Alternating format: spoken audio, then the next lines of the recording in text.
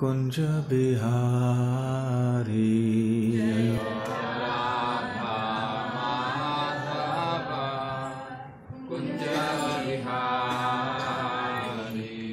जय राधा माधव कुंज बिहारी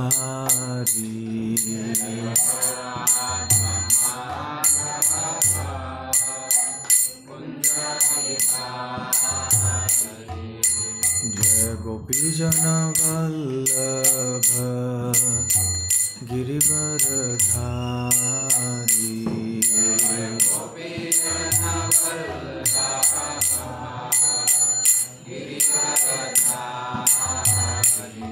जय गोपी जन वल्लभ गिरिवरधारी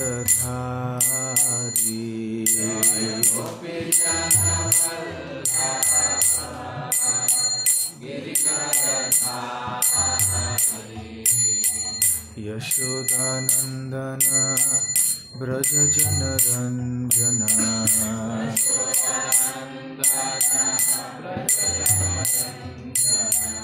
यशोदानंदन ब्रज जन रंजन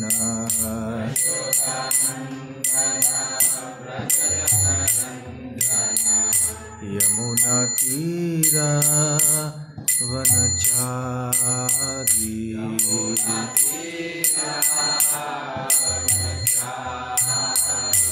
यमुना तीरा वनचारी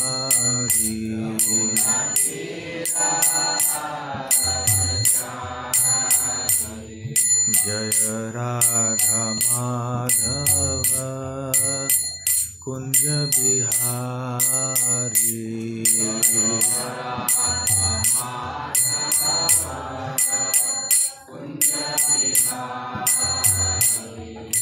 जय श्री कृष्ण चैतन्य प्रभु नित्यानंद श्री अद्वैत गदाधर श्रीवासादि गौर भक्तवृंद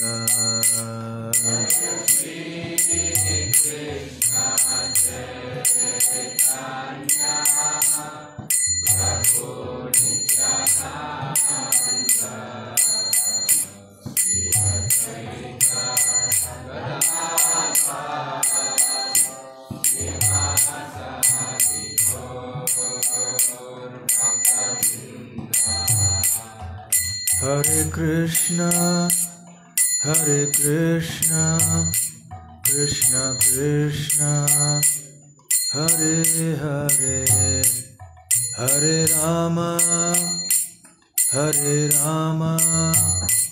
Ram Ram Hare Hare Hare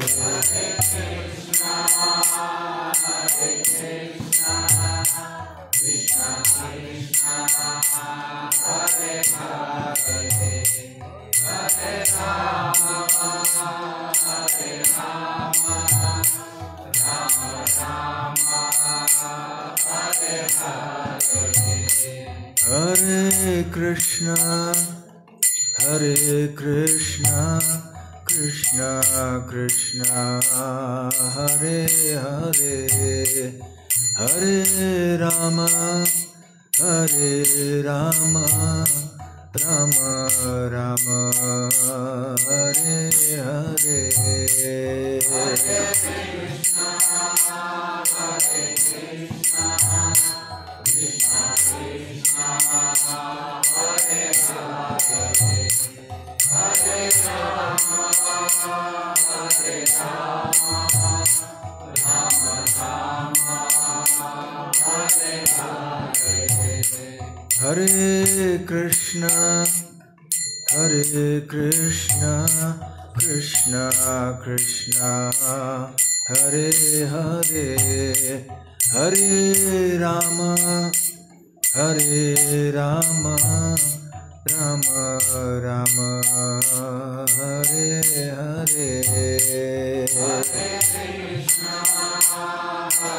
Krishna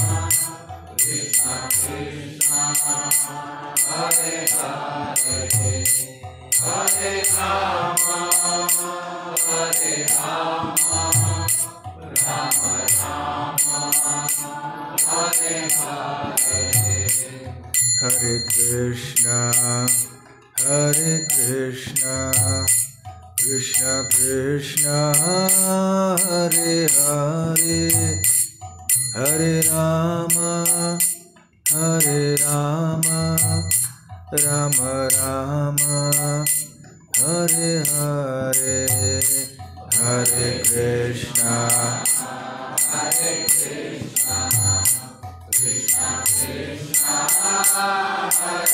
Hare Hare, Hare Rama, Hare Rama, Rama Rama, Hare Hare, Hare Krishna, Hare Krishna, Krishna Krishna, Hare Hare, Hare Rama, Hare Rama, Rama Rama, Hare Hare, Hare Krishna, Hare Krishna, Krishna Krishna, Hare Hare, Hare Rama, Hare Rama, Rama Rama, Hare Hare. Jai Radha Gokulananda, Radha Gokulananda Radhe. Jai Radha Gokulananda, Radha Gokulananda Radhe. Jaya Gauranitai, Jaya Gauranitai, Gauranitai, Jaya Gauranitai, Jaya Gauranitai,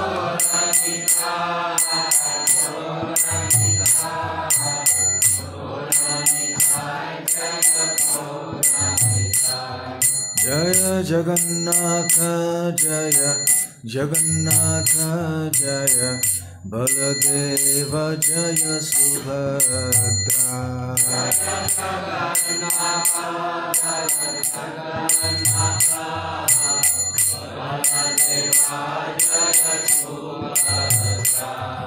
Jaya Jaya Prabhupada, Prabhupada, Prabhupada, Jaya Jaya Prabhupada, Jaya Prabhupada, Prabhupada, Prabhupada. Nitai Gaura Hari Bol, Hari Bol, Hari Bol, Nitai Gaura Hari Bol, Nitai Gaura Hari Bol, Hari Bol, Hari Bol, Hari Bol.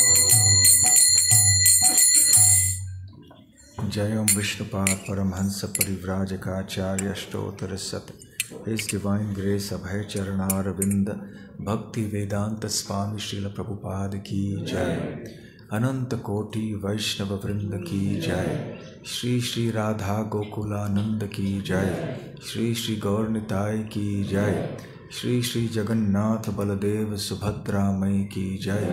Granth Raj Srimad Bhagavatam Ki Jai. Nitai Gaur Premanande. Samaveta Bhakta Vrinda Ki Jai. Samaveta Bhakta Vrinda Ki Jai. Samaveta Bhakta Vrinda Ki Jai. Shri Shri Guru Gauranga Ki Jai. Om Jnana Timirandhasya Jnananjana Shalakaya Chakshurun Militam Yena Tasmai Shri Gurave Namaha.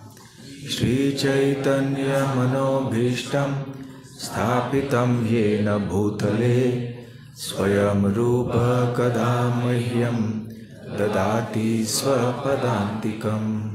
Vandeham Shri Guru Shri Yuta Padakamalam Shri Gurun Vaishnavamscha Shri Rupam Sagrajatam सहगण रघुनाथान्वितं तं सजीवं साद्वैतं सावधूतं परिजनसहितं कृष्णचैतन्यदेवं श्रीराधाकृष्णपादान् सहगणललिता श्रीविशाखान्वितांश्च नमो ॐ विष्णुपादाय कृष्णप्रेष्ठाय भूतले श्रीमते भक्तिवेदान्त स्वामिनिति नामिने नमस्ते सारस्वते देवे गौरवाणी प्रचारिणे निर्विशेष शून्यवादी पाश्चात्यदेशतारिणे मुखं करोति वाचालं पंगुं लङ्घायते गिरिं यत्कृपातमहं वन्दे श्रीगुरुं दीनतारणं वाञ्छाकल्पतरुभ्यश्च कृपासिन्धुभ्य एव च पतितानां पावनेभ्यो वैष्णवेभ्यो नमो नमः। नमो महावदान्याय कृष्णप्रेमप्रदायते कृष्णाय कृष्णचैतन्य नाम्ने गौरत्विषे नमः।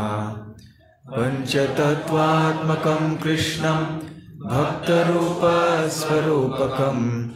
भक्तावतारं भक्ताख्यं नमामि भक्तशक्तिकम्। आराध्यो भगवान् व्रजेशतनयस्तद्धाम वृन्दावनम् रम्या काचिदुपासना व्रजवधू वर्गेण या कल्पिता। श्रीमद्भागवतं प्रमाणममलं प्रेमापुमर्थो महान् श्रीचैतन्यमहाप्रभोर्मतमिदं तत्रादरः न परः।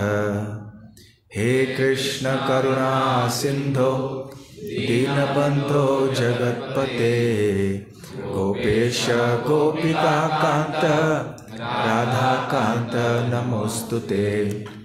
तप्त कांचन गौरांगी राधे वृंदावनेश्वरी वृषभानुसुते देवी प्रणमामि हरिप्रिये। जय श्री कृष्ण चैतन्य प्रभु नित्यानंद श्री अद्वैत गदाधर श्रीवासादि गौर भक्त वृंद। हरे कृष्णा कृष्णा कृष्णा हरे हरे हरे राम राम राम हरे हरे। हरे कृष्णा। इस 3 दिवसीय कृष्ण कथा इस श्रृंखला में आप सबका हार्दिक स्वागत है।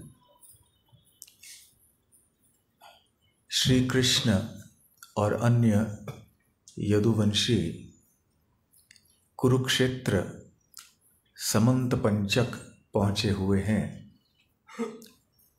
सूर्य ग्रहण के समय वहां स्नान करने हेतु विश्व भर से अनेक राजा, उनके सेनापति इत्यादि वहां पहुंचे हुए हैं। हस्तिनापुर से भी धृतराष्ट्र, भीष्म, द्रोण आदि वो भी पहुंचे हैं। साथ साथ वृंदावन से भी व्रजवासी कुरुक्षेत्र आए हैं। जब से श्री कृष्ण वृंदावन छोड़कर मथुरा चले गए और मथुरा के बाद फिर द्वारका चले आए, उसके बाद कभी न वो वृंदावन लौटे थे न वो ब्रजवासियों से मिले थे। तो पहली बार अभी कुरुक्षेत्र में ब्रजवासियों ने श्री कृष्ण का दर्शन किया, अर्थात अनेक वर्ष बीत चुके थे। इसके बाद भी इस कुरुक्षेत्र की यात्रा के अनेक वर्ष बाद भी श्री कृष्ण पुनः व्रजवासियों से मिलेंगे, परंतु वो तब होगा जब वो दंतवक्र की हत्या करेंगे, जो कि मथुरा आया हुआ था, और उसके बाद वो वृंदावन जाते हैं और वहाँ व्रजवासियों के साथ थोड़े समय के लिए रहते हैं। परंतु वृंदावन छोड़ने के बाद ये पहली बार कुरुक्षेत्र में श्री कृष्ण व्रजवासियों से मिलते हैं। और वहाँ पर सूर्य ग्रहण होने के कारण पुण्य की पूंजी बढ़ाने हेतु जगह जगह से लोग आए हुए हैं, धार्मिक क्रियाओं में सभी लोग लगे हुए हैं। और जब यदुवंशी वहाँ पहुँच जाते हैं द्वारका से, तो वो सारे राजाओं का स्वागत करते हैं, सभी लोग मिलते हैं। राजवंशों में विवाह आदि के संबंध के द्वारा और रक्त के संबंध के द्वारा भी पुरानी पहचान थी। सभी लोग मिले, कुंती महारानी भी मिली वसुदेव से और कहने लगी कि जब भाग्य हमारा साथ नहीं देता है तो हमारे निजीय परिवार के लोग भी, हमारे स्वजन भी हमारी परवाह नहीं करते हैं। तो इसलिए ही आप सब हमारे साथ नहीं थे, जबकि हमें इतने कष्टों का सामना करना पड़ा। वसुदेव ने अपनी बहन कुंती को सांत्वना दी और कहा कि ये भाग्य का खेल है, हम सब भगवान के इच्छा के अनुरूप अधीन हैं और कंस के अत्याचारों से बचने के लिए हैरान होकर हम सब यदुवंशी यहाँ वहाँ बिखर गए थे। फिर भगवान की कृपा से हमें अच्छा स्थान मिला है, हम द्वारका में हैं, इसलिए हमारे ऊपर क्रोधित नहीं होना। तो ऐसे कुंती महारानी और वसुदेव के बीच में संवाद हुआ। तो यहाँ कल की कथा समाप्त हुई थी। तो आगे शुकदेव गोस्वामी कहते हैं कि वसुदेव, उग्रसेन और अन्य यदुवंशियों ने, जितने भी राजा, बड़े बड़े राजा वहाँ पर कुरुक्षेत्र में आए थे, उनका सम्मान किया। और ये सारे राजा जो हैं, इन्होंने परम आनंद की अनुभूति की श्री अच्युत अर्थात श्री कृष्ण का दर्शन करके। तो कौन कौन वहाँ पर आए थे? शुकदेव गोस्वामी ऐसे कई राजाओं के या कुरुवंशियों के नाम भी देते हैं, जैसे कि भीष्म, द्रोण, धृतराष्ट्र, गांधारी और उनके पुत्र, पांडव और उनकी पत्नियां, कुंती, संजय, विदुर, कृपाचार्य, कुंती भोज, विराट, भीष्मक, नग्नजित, पुरुजित, द्रुपद, शल्य, धृष्टकेतु, काशीराज, दमघोष इत्यादि। और भी ऐसे अनेक राजा थे जो कि महाराज युधिष्ठिर के अधीन थे।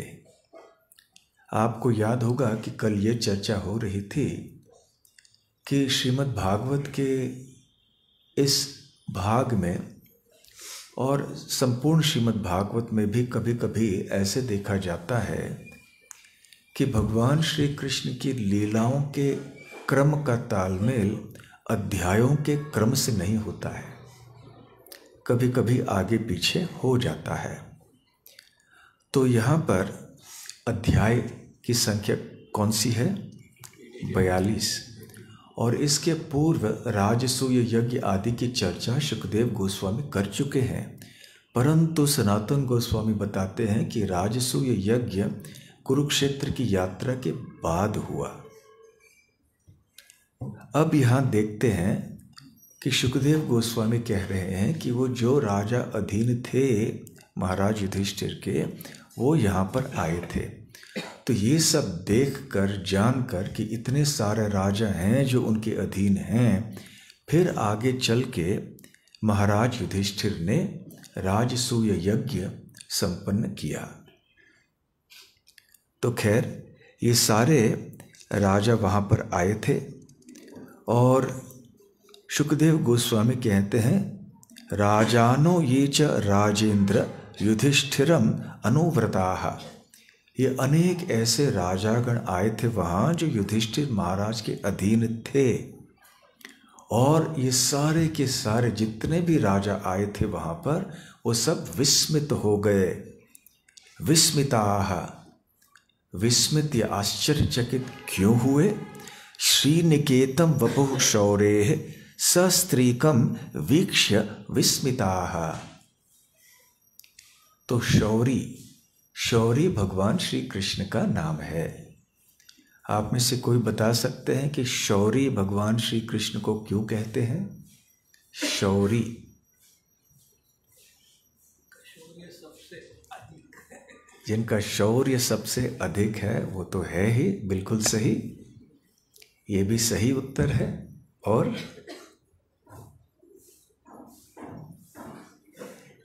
कृष्ण के पिताजी का नाम क्या था मथुरा में? वसुदेव। मथुरा में वसुदेव, वसुदेव के पिताजी का नाम क्या था? शूरसेन, शूर। तो शूरसेन के वंशज हैं श्री कृष्ण, तो शूर से है शौरी।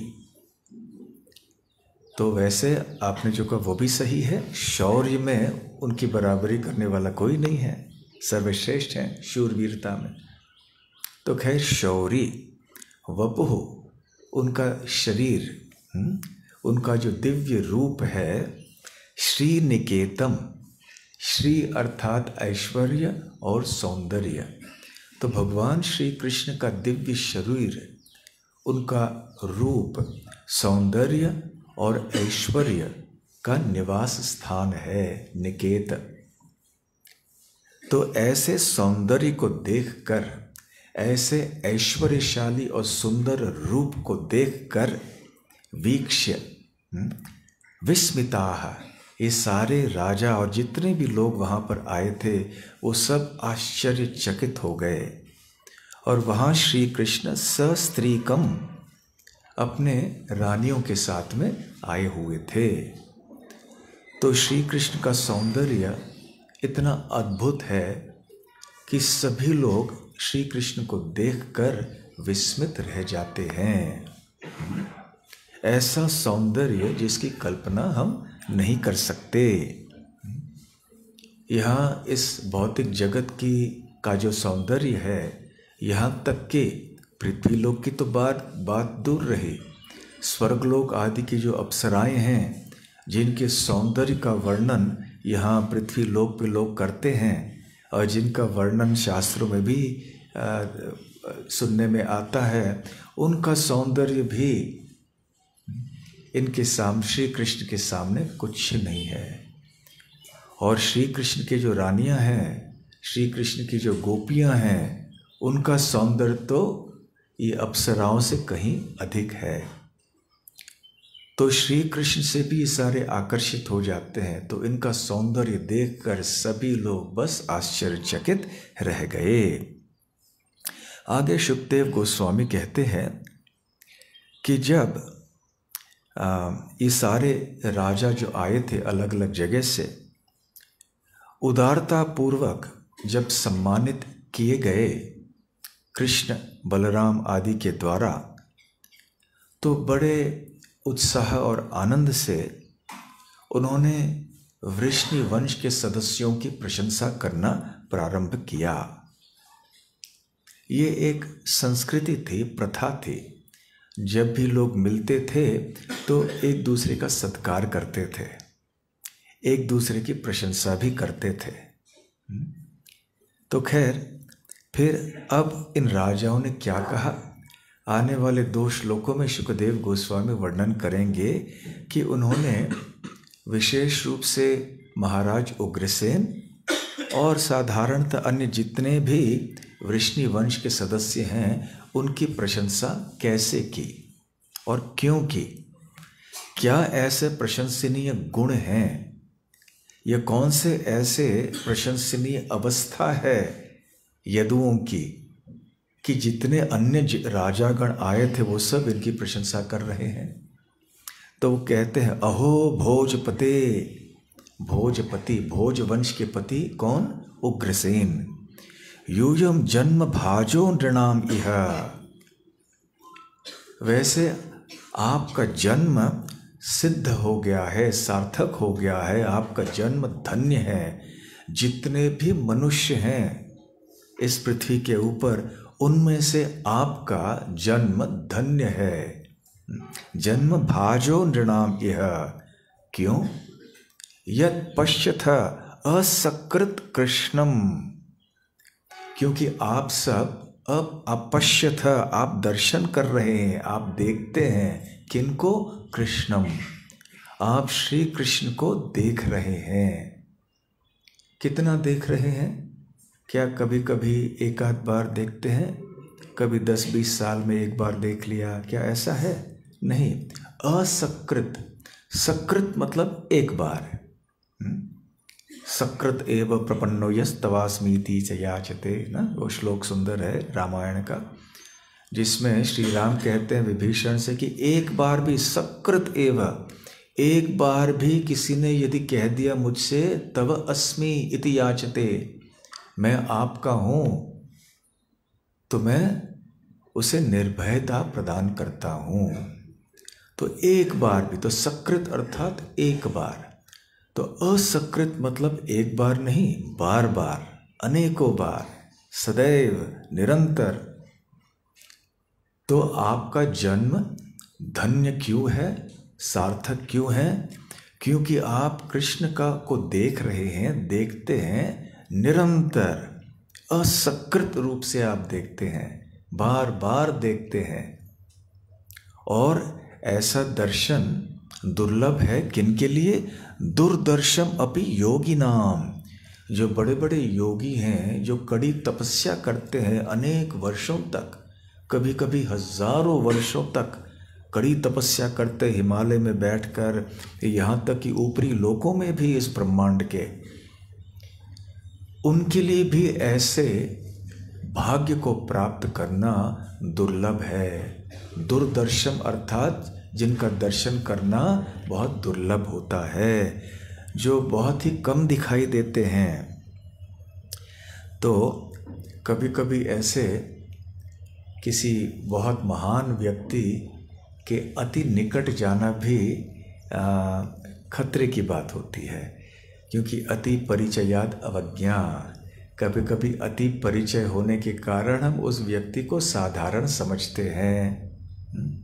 तो इसलिए यदुवंश के सदस्य जो हैं वो भी श्री कृष्ण को से इतना प्रेम करते थे अवश्य, परंतु निकटता इतनी हो गई थी कि वो अति परिचयाद अवज्ञा, ये बात खरी उतरी वहाँ पर। इसलिए अंत में श्री कृष्ण ने सोचा कि अभी मुझे मेरी लीला को समाप्त करना चाहिए, अब समय हो गया है, जिस उद्देश्य के लिए मैं यहाँ पर आया था उस उद्देश्य की पूर्ति हो चुकी है। और अन्य भी कारण थे, परंतु ये एक कारण भी था। तो खैर, इस प्रकार से राजा वृष्णिवंश के सदस्यों की प्रशंसा करते हैं। और आगे कहते हैं अलम पुनाति, कि ऐसे चीज़ें हैं, कई चीज़ें हैं जो कि संपूर्णता से शुद्ध कराती हैं संपूर्ण विश्व भर को। अलम अर्थात पूरी तरह से। तो कौन सी ऐसी चीज़ें हैं जो कि संपूर्ण विश्व को पुनीत करती हैं या पावन कराती हैं, शुद्ध कराती हैं? यद यद अर्थात जिनके, श्री कृष्ण के, विश्रुति ही श्रुति नुतेदम, नुत, तो पहले तो भगवान श्री कृष्ण का यश है विश्रुति, भगवान श्री कृष्ण की प्रसिद्धि, जिसका प्रसारण की श्रुति शास्त्रों में अर्थात वेदों में किया गया है।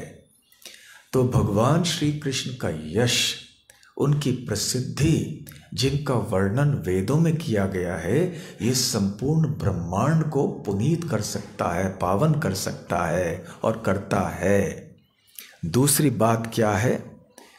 पाद अवनेजन पयः। अवनेजन अर्थात स्नान करवाना, पाद चरण कमल, तो पयः अर्थात जल। तो जो जल है जो भगवान श्री कृष्ण के चरण कमलों को धोता है, वो जल भी संपूर्ण ब्रह्मांड को शुद्ध करता है। वैसे गंगा और यमुना तो हैं ही।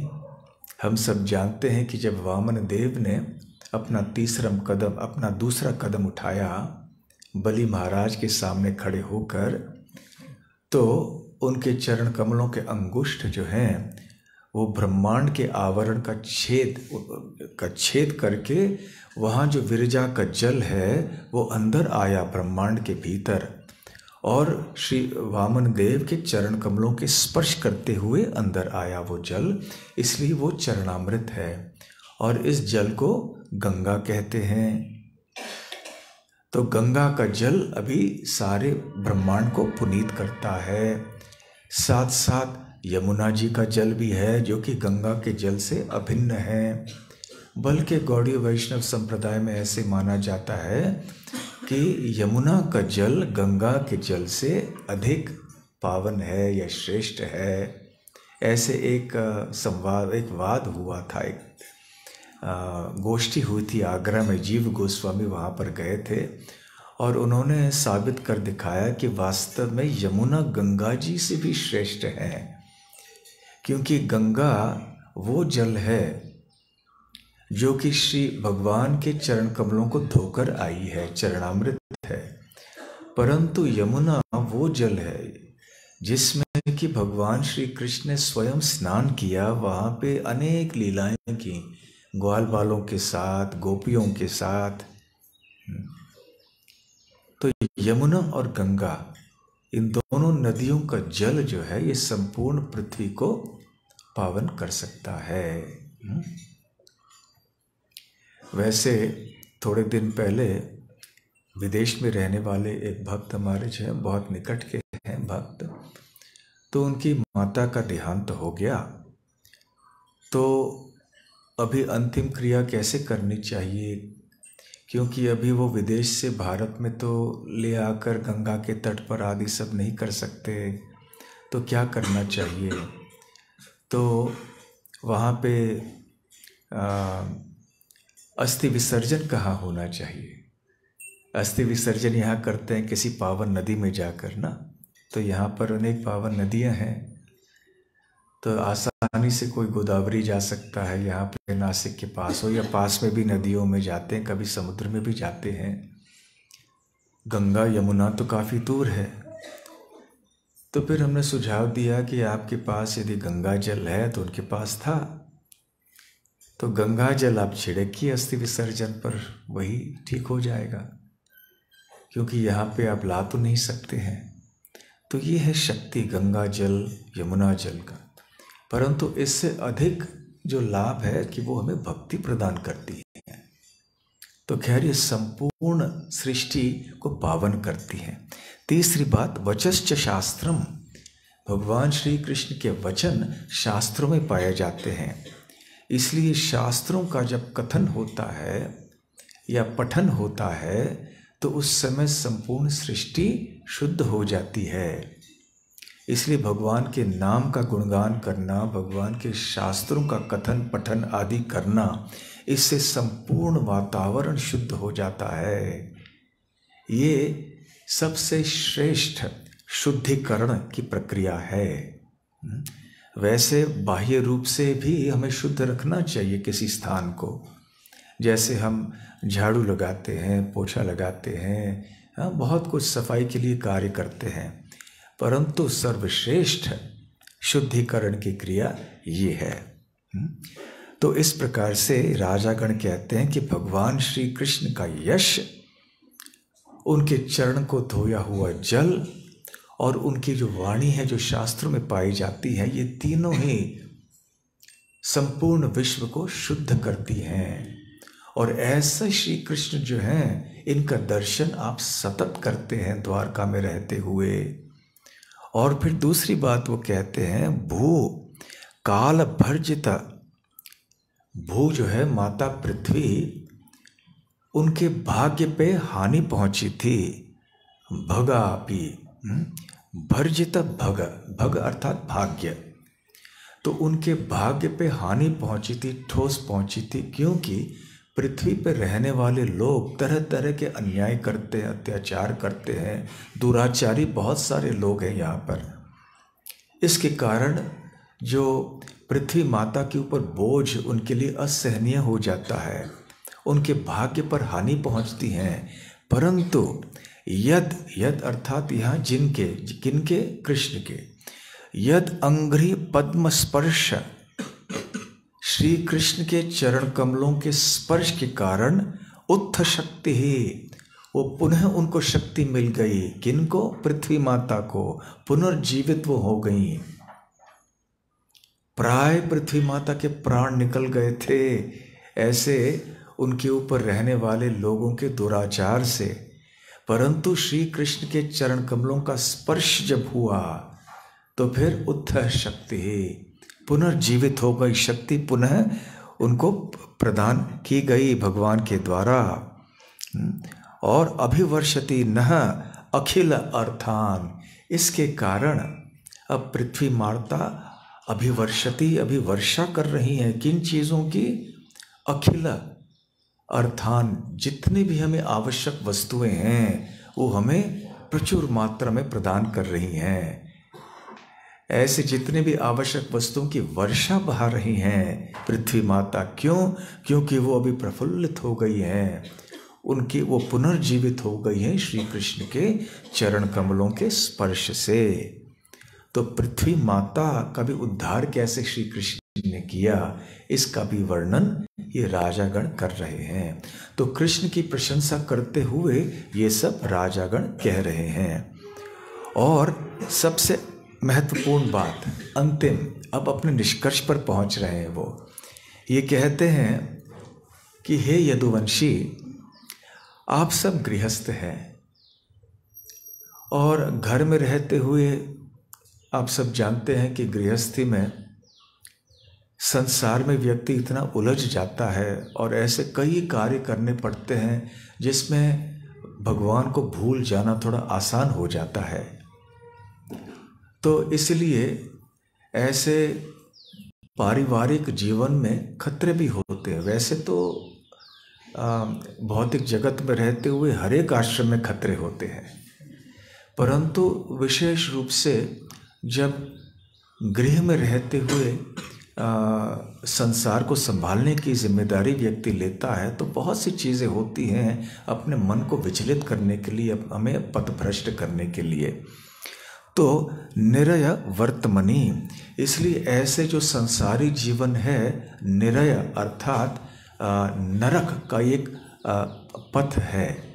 तो आप सब ऐसे नरक के पथ में निवास करते हुए भी येषाम गृहे निरय वर्तमनि वर्तताम वह, तो निरय वर्तमनि वर्तताम, आप ऐसे अवस्था में हैं कि नरक के पथ में आप बैठे हुए थे, परंतु वो आपके गृह में आए और उन्होंने क्या किया? आपके साथ में रहे वो, और स्वयं आस विष्णु हो, वो स्वयं विष्णु हैं। और वो किस तरह के विष्णु हैं? स्वर्गाप वर्ग विरमः, भगवान विष्णु का प्रभाव उनके भक्तों के ऊपर ऐसे होता है कि भक्तों के मन में यदि पहले से कोई स्वर्ग प्राप्ति की या मोक्ष प्राप्ति की इच्छा हुई भी होगी तो उस इच्छा को समाप्त कर देते हैं। भक्तों को ऐसी इच्छाएं मन से भुला देते हैं भगवान विष्णु, और वही विष्णु हैं जो कि आपके यहाँ आए हैं। तो ये बहुत महत्वपूर्ण बात है कि भगवान श्री कृष्ण या श्री विष्णु की भक्ति करने से हमारे हृदय के अंदर अन्य सारी इच्छाएं समाप्त हो जाती हैं और केवल भगवान की भक्ति करने की इच्छा रह जाती है। जीवन भर की तपस्या की बात है ये, ऐसा नहीं कि एक क्षण में ये हो जाता है। परंतु जो भगवान के शुद्ध भक्त होते हैं उनके लिए ऐसे ही होता है। जैसे कि श्रीमद् भागवतम में कहा गया है, नारायण परहा सर्वे न कुतश्चन बिभ्यति स्वर्गापवर्ग नरकेष्वपि तुल्यार्थ दर्शिनः। कि नारायण पराह, जो भगवान नारायण या विष्णु के भक्त हैं, न कुतश्चन बिभ्यति, वो किसी भी अवस्था में भयभीत नहीं होते हैं। स्वर्ग में जाएंगे, अपवर्ग, अपवर्ग अर्थात जो पवर्ग से विपरीत है। पवर्ग अर्थात ये भौतिक सृष्टि और अपवर्ग अर्थात मुक्ति की अवस्था, इस भौतिक सृष्टि से मुक्त होने की परिस्थिति। स्वर्ग अपवर्ग अपितुल्य अर्थ दर्शिनः, वो स्वर्ग हो अपवर्ग हो किसी भी परिस्थिति को एक समान दृष्टि से देखते हैं। तो ये क्यों है? क्योंकि वो केवल भगवान की भक्ति करने में मग्न रहते हैं। बाह्य परिस्थिति का विचार इतना नहीं होता है उनके अंदर। चाहे वो नरक में हो, नहीं जाते हैं भक्त वैसे, परंतु यदि वो जाएं भी या स्वर्ग में भी जाएं, पृथ्वी पर रहें, वैकुंठ जगत में जाएं, उनका कार्य एक ही रहेगा, वो है भगवान की सेवा करना।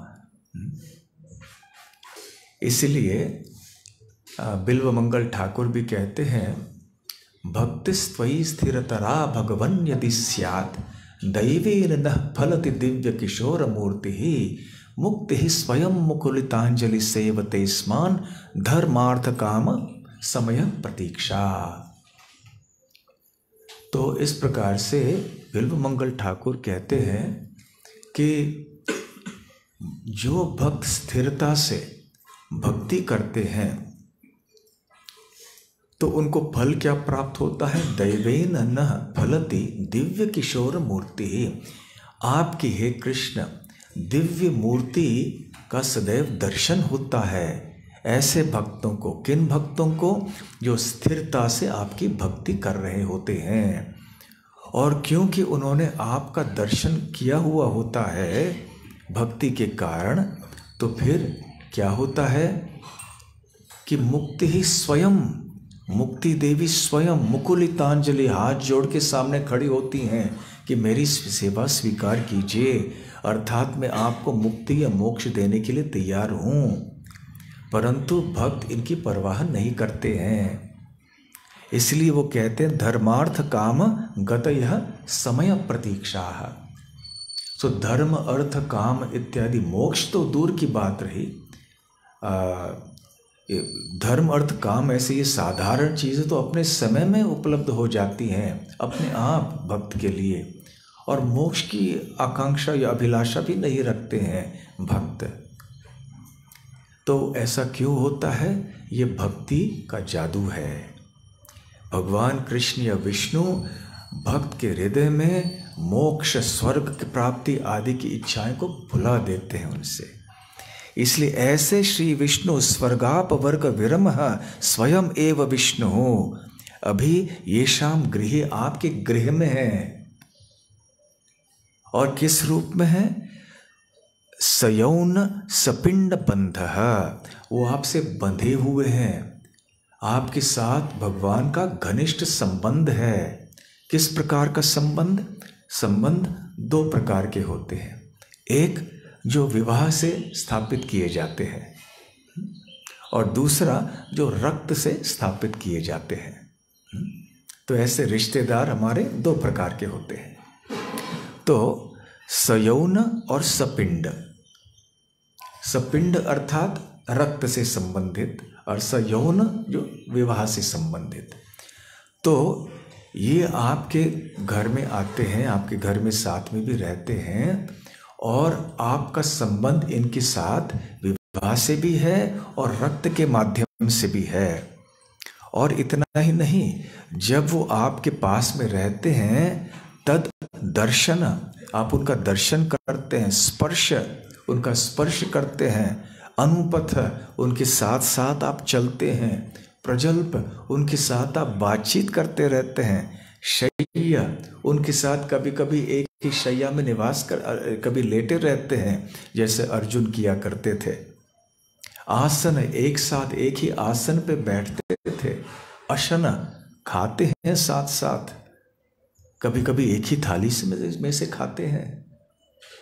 आसन और अशन में अंतर है। आसन अर्थात बैठने का स्थान, अशन अर्थात खाना। अश्नामी प्रयतात्मनः पत्रम पुष्पम फलम तोयम।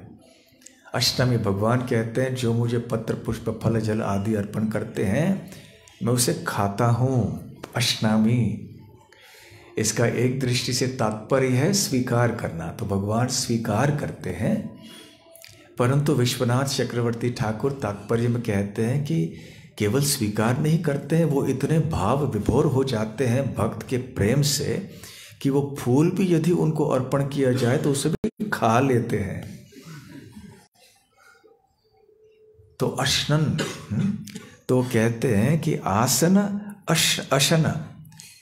तो आप सब कितने सौभाग्यशाली हैं कि स्वयं भगवान विष्णु, जो कि अपने भक्तों को स्वर्ग और मोक्ष आदि की इच्छाओं से मुक्त कराते हैं, वो आपके साथ में रहते हैं, आपके सगे संबंधी बने हुए हैं वो, और आप उनके साथ इतने निकट का बर्ताव करते हैं, खाते पीते उठते बैठते बोलते हैं उनके संग। तो आपका अहोभाग्य है। इस प्रकार से सारे राजा जो हैं वो यदुवंशियों की प्रशंसा करते हैं। आगे अभी नंद महाराज आते हैं माता यशोदा और अन्य ब्रजवासियों के साथ में इन वसुदेव आदि का यदुओं को मिलने के लिए आ जाते हैं। तो जैसे ही नंद महाराज को पता चला कि यदुवंश के सदस्य आए थे वहाँ पर और उनके साथ श्री कृष्ण भी आए थे, तो तुरंत वो वहाँ चल पड़े। उनके साथ में माता यशोदा थी और अन्य जितने भी ब्रजवासी उनके साथ में आए थे वो सारे के सारे निकल पड़े यदुओं का और विशेष रूप से श्री कृष्ण का दर्शन करने के लिए। जैसे ही वृष्णियों ने नंद महाराज का दर्शन किया तो अति प्रसन्न हुए और ऐसे खड़े हो गए आनंद से कि मानो कोई मृत व्यक्ति के शरीर में पुनः जीवन या प्राण आ गया है, वैसे उठ पड़े। और उनको नहीं देखने का, लंबे समय से नहीं देखने का जो दुख था, विरह की पीड़ा जो थी वो तुरंत नष्ट हो गई। और इस प्रकार से सारे वृष्णियों ने नंद महाराज को भी आलिंगन किया। वसुदेव ने भी आलिंगन किया बड़े आनंद से नंद महाराज को। और उस समय वसुदेव ने स्मरण किया कि किस प्रकार से कंस ने यदुवंशियों को इतना कष्ट दिया था, जिसके कारण उन्हें उनके बच्चों की सुरक्षा के लिए अर्थात कृष्ण और बलराम की सुरक्षा के लिए गोकुल छोड़ना पड़ा। तो खैर इस प्रकार से आगे शुकदेव गोस्वामी कहते हैं कि फिर कृष्ण और बलराम भी आए और अपने नंद महाराज माता यशोदा के सामने आए और उनके सामने प्रणाम किया। परंतु कृष्ण और बलराम के कोई गला घुट गया था, ऐसे लग रहा था उनको, क्योंकि वो भाव विभोर हो गए थे, आँखों से अश्रु बह रहे थे और प्रेम के अश्रु, इसलिए वो कुछ बोल नहीं पाए, यूं ही बस स्तब्ध रह गए वहाँ पर, अवाक होकर रह गए, कुछ बोल नहीं पाए। तो नंद महाराज और माता यशोदा ने जब श्री कृष्ण और बलराम का दर्शन किया तो अपने दुख को भूल गए और फिर उन्होंने अपने गोद में दोनों को ले लिया। तो विश्वनाथ चक्रवर्ती ठाकुर कहते हैं अपने तात्पर्य में कि जैसे ही पहले आलिंगन किया, फिर वसुदेव ने नंद महाराज और यशोदा को अपने तंबू में ले आकर कृष्ण और बलराम के साथ मिलाया और वहाँ पर रोहिणी माता भी आईं और सारे ब्रजवासी भी आए। और यद्यपि नंद महाराज और माता यशोदा ने श्री कृष्ण और बलराम का गुणगान सुना था, तत्व ज्ञान उन्होंने बहुत कुछ सुना था, फिर भी उनके मन में कभी भी यह संशय नहीं था कि क्या ये हमारे पुत्र हैं। तो कृष्ण और बलराम को अपना पुत्र ही मानकर उन्हें अपने गोद में रखा उन्होंने। और उसके बाद रोहिणी माता और देवकी माता वहां पर आईं यशोदा माता के सामने, और उन्होंने यशोदा को आलिंगन किया।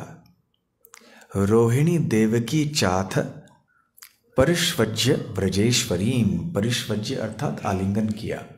तो रोहिणी और देवकी ने ब्रजेश्वरी से आलिंगन किया। ब्रजेश्वरी कौन है? वैसे कभी कभी राधा रानी को भी ब्रजेश्वरी कहते हैं, कभी कभी माता यशोदा को भी ब्रजेश्वरी कहते हैं, व्रज की ईश्वरी।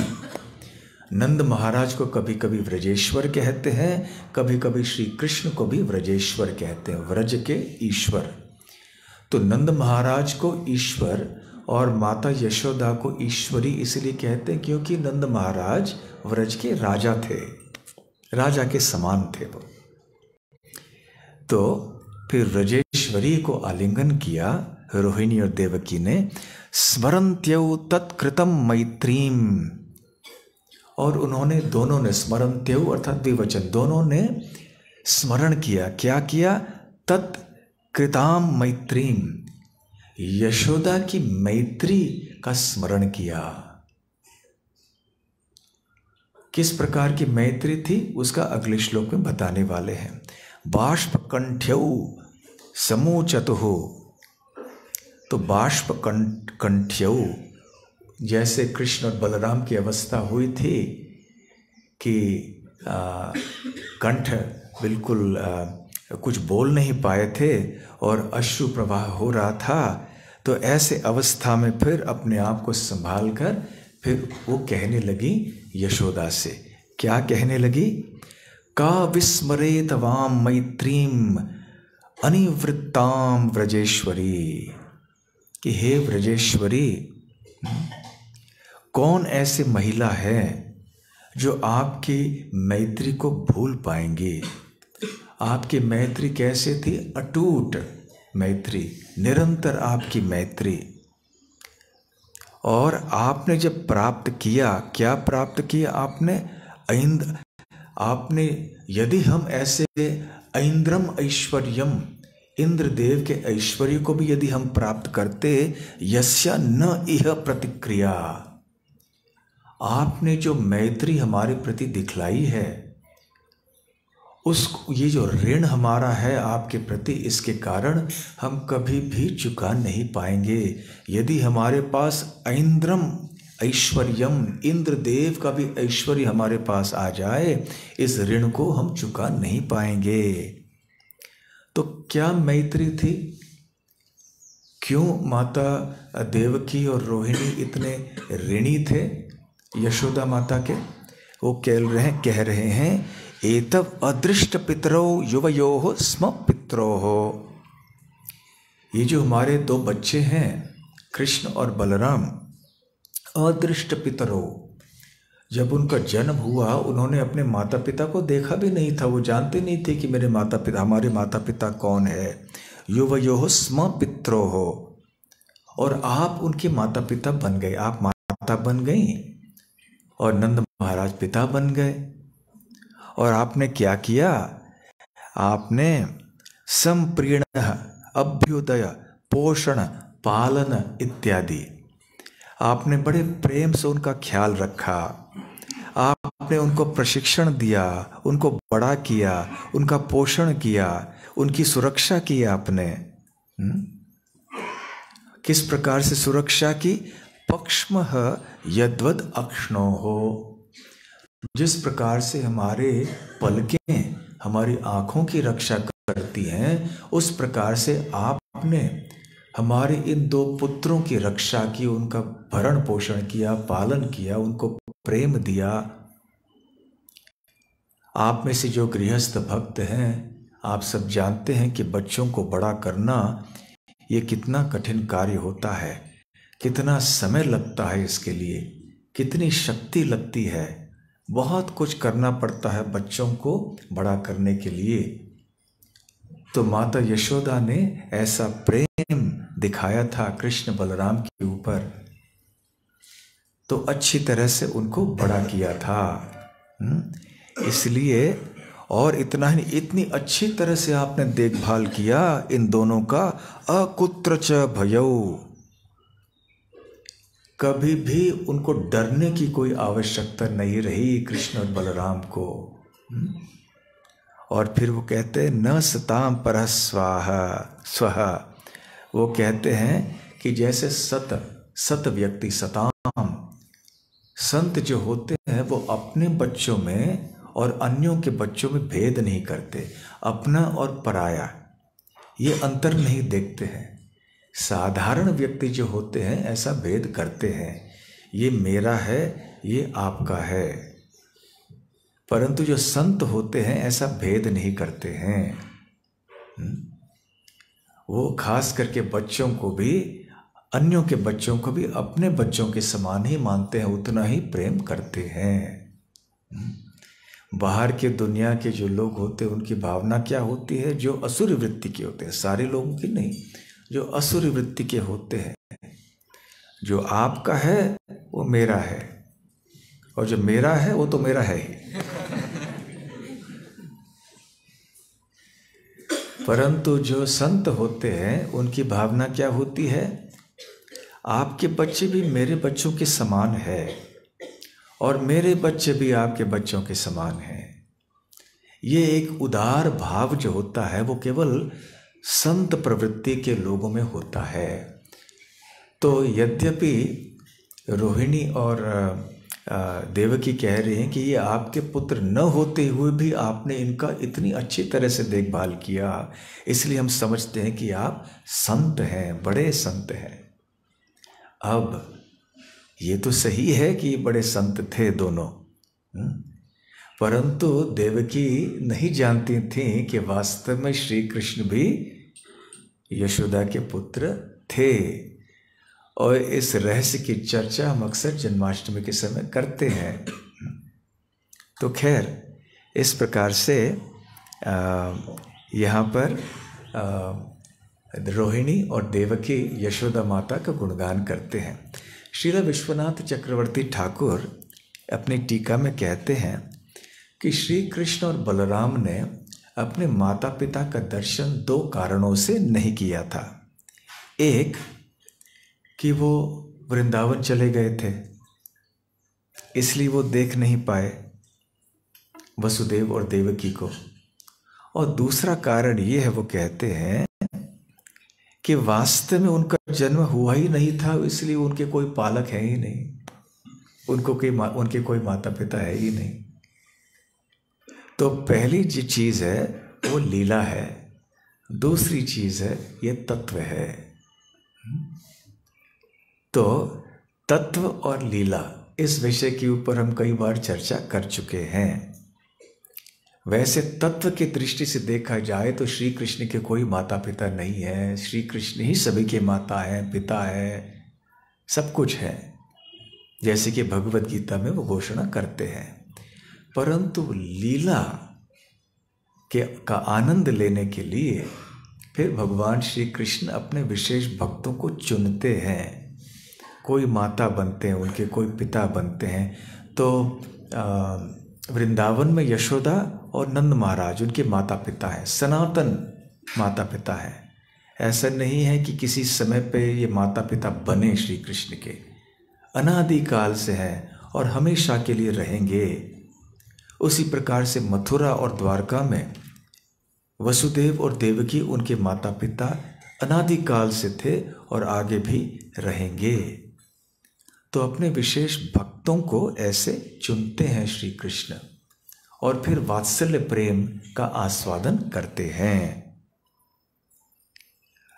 आगे विश्वनाथ चक्रवर्ती ठाकुर कहते हैं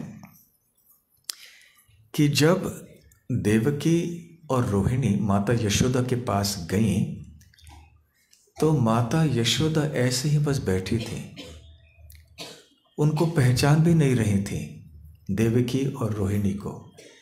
यद्यपि उनकी मैत्री इतनी घनिष्ठ थी, उनके बीच में इतना घनिष्ठ प्रेम का संबंध था, परंतु जैसे वो अंदर गई माता यशोदा से मिलने के लिए तो माता यशोदा ने उनको पहचाना भी नहीं, बस ऐसे ही देखते रह गई। जैसे आप किसी के सामने जाएं, वो आपको देखते रहे, आंखें देख रही हैं फिर भी नहीं देख रही हैं, पश्यन्नपि न पश्यति, आपको देख रहे हैं लेकिन पहचान नहीं पा रहे हैं। तो फिर बड़े बुद्धिमान थी दोनों, देवकी और रोहिणी, वो समझ गए कि ऐसा बर्ताव क्यों कर रही हैं माता यशोदा। तो कहने लगी कि अभी इतने लंबे समय से हमारे जो पुत्रों ने यशोदा का दर्शन नहीं किया है और अब दर्शन कर रहे हैं, इसलिए दोनों कृष्ण बलराम एक तरफ और यशोदा दूसरी तरफ इतने प्रेमावेश में आ गए हैं, इतने भाव विभोर हो गए हैं कि अपने आप को ही भूल चुके हैं।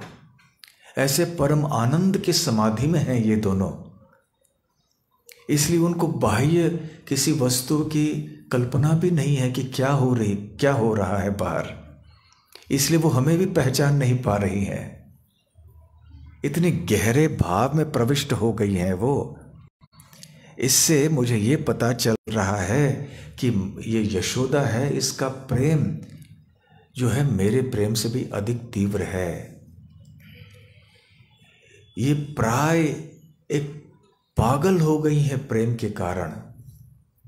माता यशोदा का स्तर ये है और इसलिए यशोदा को बाह्य चेतना में पुनः लाने के लिए देवकी और रोहिणी ये सारे शब्द ऐसे कह रहे थे, फिर भी असफल हुए। माता यशोदा का जो समाधि की अवस्था थी उसमें से बाहर निकाल नहीं पाए रोहिणी और देवकी। और फिर रोहिणी ने कहा कि हे देवकी, देखो अभी इस परम आनंद की समाधि में से बाहर निकालना संभव नहीं है। यशोदा तो ऐसे अवस्था में रहेंगी, इसलिए चलो हम ऐसे ही बात कर रहे हैं, इसका कोई असर नहीं हो रहा है, हम बाहर जाके कुंती, द्रौपदी आदि से मिलते हैं। तो फिर वो बाहर चली जाती हैं। तो दूसरे शब्दों में श्री विश्वनाथ चक्रवर्ती ठाकुर कह रहे हैं कि जब देवकी और रोहिणी ये सारे शब्द कह रहे थे माता यशोदा को कि वो ऐसे बैठी थी वहाँ पर और कोई उनके चेहरे पे ऐसे निशान नहीं था या कोई चिन्ह नहीं था जिससे ये सोचा जा सके कि वो जान रही कि उनके सामने कौन आई हैं, वो कौन क्या बात कर रहे हैं। तो इससे एक बहुत महत्वपूर्ण हमें दिव्य संदेश प्राप्त होता है। वो ये है कि वृंदावन का भाव सर्वश्रेष्ठ है। वृंदावन की भक्ति चाहे वो माधुर्य रस में हो, वात्सल्य रस में हो या सख्य रस में हो, दास्य रस में हो, इस प्रकार का भाव कहीं और दिखाई नहीं पड़ता है। भक्ति रसामृत सिंधु में श्री रूप गोस्वामी बताते हैं कि वात्सल्य प्रेम में जो भक्त हैं भगवान के, जो प्रसिद्ध भक्त हैं, उनकी एक उन्होंने श्रृंखला की है, एक क्रम बनाया है उन्होंने कि सबसे श्रेष्ठ कौन है, उनके बाद कौन है, उनके बाद कौन है। ऐसे 9 भक्तों का उल्लेख उन्होंने किया है। उनमें से सबसे पहले किनका नाम है? माता यशोदा सर्वश्रेष्ठ वात्सल्य प्रेमी भक्त है। नंद महाराज भी नहीं, उनका दूसरा नंबर है। दूसरे स्थान पे है नंद महाराज। तीसरे स्थान पे कौन है? रोहिणी माता है, क्योंकि वो भी वृंदावन में रह रही थी, बलराम की माँ थी। चौथे नंबर पे कौन है? हाँ, देवकी नहीं, आपको ब्रह्म विमोहन लीला का स्मरण होगा। ब्रह्म विमोहन लीला में भगवान श्री कृष्ण ग्वाल बाल बन गए थे, गाय भी बने थे पूर्ण 1 साल के लिए। और उस समय जितने गोपियां थीं, जो इन गोपों के माताएं थीं, उनकी तो इच्छा काफ़ी समय से थी कि कृष्ण भी हमारे पुत्र बन जाएं। तो उनकी इच्छा उन्होंने पूर्ण कर दी। इसलिए पूरे 1 साल के लिए श्री कृष्ण उनके पुत्र बन गए और उनको पता नहीं चला कि ये कृष्ण है। वैसे ये तो उनको अनुभव हो रहा था कि पहले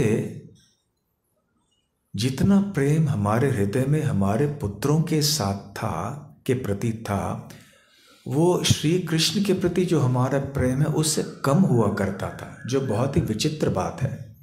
साधारणतः कोई गृहस्थ भक्त अपने बच्चों से अधिक प्रेम करते हैं, अन्यों के बच्चों से भी प्रेम करते हैं, परंतु उतना नहीं। यहाँ उल्टी अवस्था थी, विपरीत परिस्थिति थी। सबसे अधिक प्रेम ये गोपियां श्री कृष्ण से करती थी, उसके बाद अपने बच्चों से प्रेम करती थी। लेकिन ये 1 साल में उन्होंने देखा कि दोनों के प्रति प्रेम समान है। अभी वो समझ नहीं पाए कि ऐसा क्यों हो रहा है। इसके पीछे कारण ये था कि 1 साल के लिए सारे बच्चे उनके बच्चे कृष्ण ही थे, तो इसलिए इनका चौथा स्थान है और 5वें स्थान पर देवकी है। तो पहले जो 4 हैं भक्त वात्सल्य भाव में, वो वृंदावन के हैं। तो इससे हमें पता चलता है कि व्रज का भाव क्या है। ये इसलिए वृंदावन को माधुर्य धाम कहते हैं। मधुरता युक्त ये प्रेम है, इतना जो मिठास है इस वृंदावन के प्रेम में कि इसकी तुलना और किसी भी अन्य भगवान के धाम से नहीं की जा सकती, यहाँ तक कि मथुरा और द्वारका भी नहीं।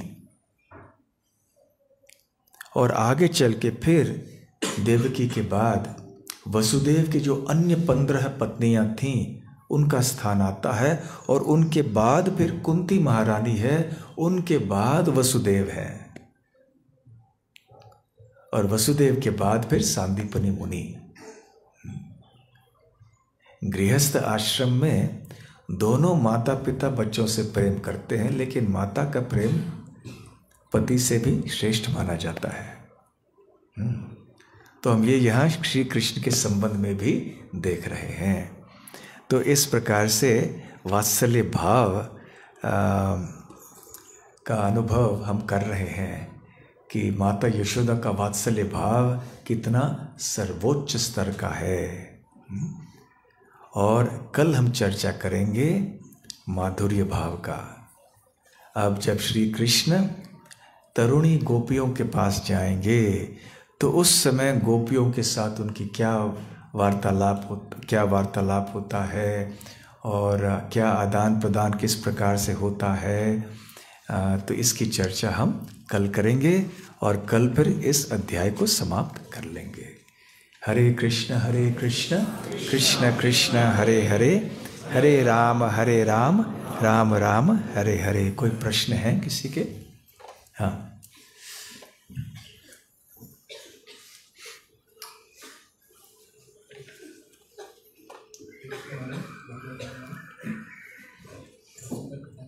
ये पूछना था कि प्रश्न आ रहा था मन में कि जैसे आप बता रहे हैं कि क्रम में नहीं आता है, कुछ है, कुछ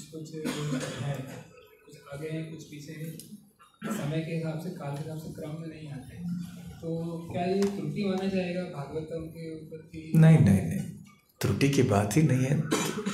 भागवतम तो हर दृष्टि से दिव्य है और परिपूर्ण है। केवल क्रम आगे पीछे होने से कोई त्रुटि नहीं होती, और भगवान की लीलाएं जो हैं वो तो चलती रहती हैं, नित्य नवनवायमान है। हर एक ब्रह्मांड में बारंबार भगवान श्री कृष्ण इन लीलाओं को प्रदर्शित करते हैं। तो ऐसी त्रुटि की बात नहीं है। केवल इतना है कि ये शुकदेव गोस्वामी के भाव को दर्शाता है। कि भाव विभोर हो जाते हैं शुकदेव गोस्वामी, कभी आगे कभी पीछे, थोड़ा बहुत कभी कभी कर लेते, हर बार नहीं, ठीक है। लेकिन जो शुकदेव गोस्वामी ने कहा है वो बिल्कुल सही है, परिपूर्ण है। भले कभी कभी आगे पीछे वर्णन किया होगा, परंतु जो कहा है वो सही है।